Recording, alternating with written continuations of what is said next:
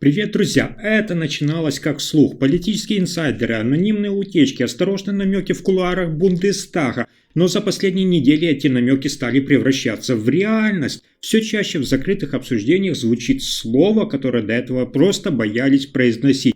Референдум. Причем не по экономике, не по экологии и не по миграции. Речь о будущем самой политической системы Германии. Фридрих Мерц, похоже, говорит то, что может стать крупнейшим политическим шагом со времен объединения Германии. Его команда работает над проектом, который уже назвали архитектурным сдвигом. Главный замысел – это переписать конституционные основания современной ФРГ, перераспределить власть между Берлином и федеральными землями, а также, и это вызывает реальный шок в Брюсселе, пересмотреть ключевые международные обязательства. Под прицелом могут оказаться даже подписанные ранее соглашения с Евросоюзом, касающиеся финансирования, законодательства, обороны и миграции. Такое было немыслимо в эпоху Ангелы Меркель, внутри ее системы подобные инициативы просто не могли родиться. Контроль, консенсус, блокировка любых опасных реформ. Но у Мерца не часть старой школы. Он действует как политик переходной эпохи, способный обнулить старую структуру и построить новую. По данным инсайдеров, на столе у канцлера уже лежит проект инициативы, который может получить поддержку не только в партийной коалиции, но и среди промышленных лобби, армейского командования, части оппозиции и региональных элит. Это не просто имя одного человека, это нарастающий консенсус, формирующийся под давлением реальности. Но это только верхушка айсберга, дальше больше. Долгие годы Германия играла роль послушного координатора чужих решений. Когда Меркель возглавила страну, основные стратегические векторы задавались за ее пределами. Энергетика от Парижа, внешняя политика с оглядкой на Вашингтон, военные вопросы только через НАТО. Даже миграционная политика выстраивалась так, чтобы не мешать глобальным интересам, а не защищать интересы самой Германии. С приходом Шольца все стало еще более управляемым, несмотря на риторику о независимости Германии, реальные рычаги управления так и не вернулись в Берлин. Армия осталась без реальной модернизации, финансы под внешним контролем, решения по санкциям, экспорту, торговле, инфраструктуре – все шло через международные обязательства. Местные чиновники называли это координацией, но внутри элит шептали совсем другое. Страна окончательно ушла под внешний протекторат. Теперь Мерц идет по другому пути, он открыто заявляет о политической деоккупации. Его реформы затрагивают самые чувствительные сферы, от смены кадров в дипломатическом корпусе до полного пересмотра работы ведомств, напрямую связанных с транснациональными структурами. В министерствах началась внутренняя чистка, под видом реструктуризации убираются те, кто был поставлен на ключевые посты по указке старых кланов. Многие эксперты, которых долго не пускали к эфирам, теперь все громче говорят: Германия возвращается в точку политической развилки. Мерц не просто меняет кадры, он меняет саму архитектуру принятия решений. И если раньше решения спускались сверху, то теперь начинается обратный процесс. Берлин забирает назад право управлять страной без оглядки на Брюссель или Вашингтон. Все, что вы услышали, ничто по сравнению с тем, что будет дальше. Тайна, которую берегли 15 лет, наконец дала трещину. После смены власти с приходом к руководству Фридриха Мерца в закрытых кабинетах началось нечто, что иначе как расследованием не назовешь. Один за другим начали всплывать документы, помеченные как совершенно секретно.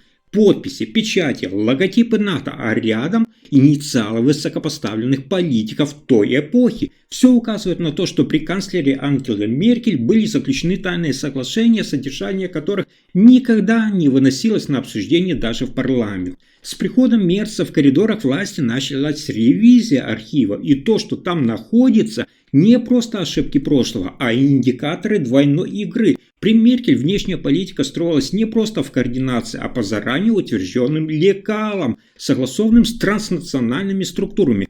То, что преподносилось как баланс, на деле стало системой контроля. Именно поэтому новое правительство, по некоторым данным, уже дало сигнал о выходе из ряда непубличных обязательств. А вот этот момент уже способен потрясти даже самых скептичных. По мере того, как Фридрих Мерц укрепляет свою позицию в коридорах власти, начинается то, что бывшие канцлеры даже не могли себе представить.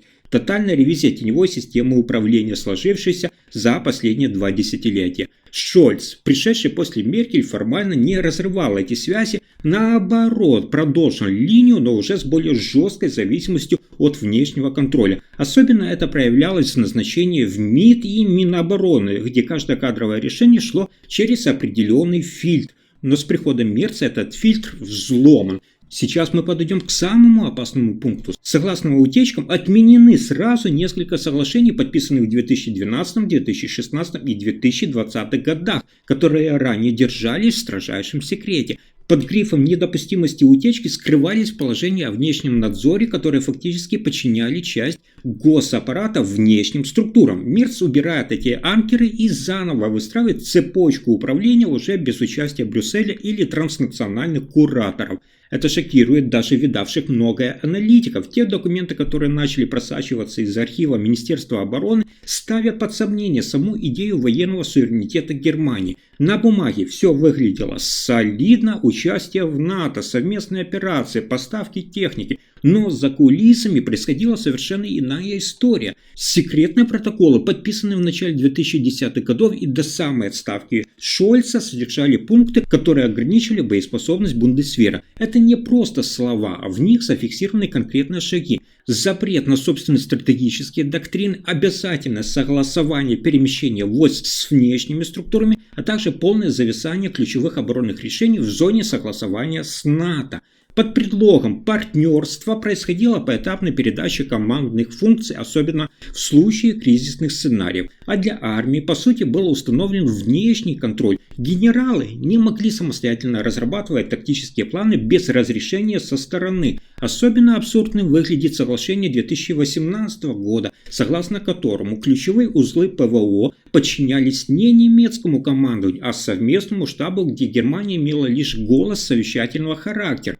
Все это тщательно маскировалось под общую стратегию, но на деле вело к разоружению под красивыми лозунгами. Мерц получил доступ к этим материалам почти сразу после смены власти и, как сообщают источники, пришел в ярость. Сразу после этого началась замена командования, ускорение реформ обороны и отмена целого ряда соглашений, которые связывали руки немецкой армии. И сейчас мы с вами выходим за рамки официальной хроники и приближаемся к центру событий. Один архивный файл, и вся картина последних десятилетий начинает трещать по швам. Независимые аналитики опубликовали часть документов, которые долгое время хранились под грифом «совершенно секретно» в Министерствах обороны и иностранных дел. Внутри пункты, которые шокируют: вмешательство иностранных военных структур в стратегическое планирование Германии, доступ к оборонным базам без контроля со стороны немецкого парламента. Мейнстрим никогда не расскажет вам это, но вы должны об этом знать.